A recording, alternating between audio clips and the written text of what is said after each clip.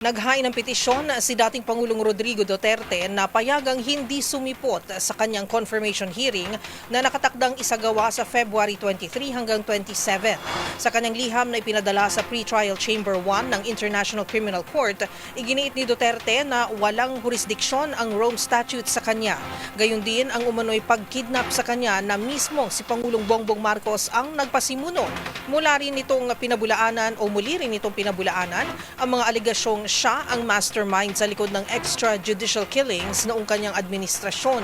Panawagan ng dating Pangulo, matanda na siya at sana raw ay respetuhin ng ICC ang kanyang katahimikan sa loob ng selda. Kumpiyansa ito na mapapagtagumpayan ng kanyang legal team ang kaso laban sa mga ebidensyang ihaharap ng prosecution.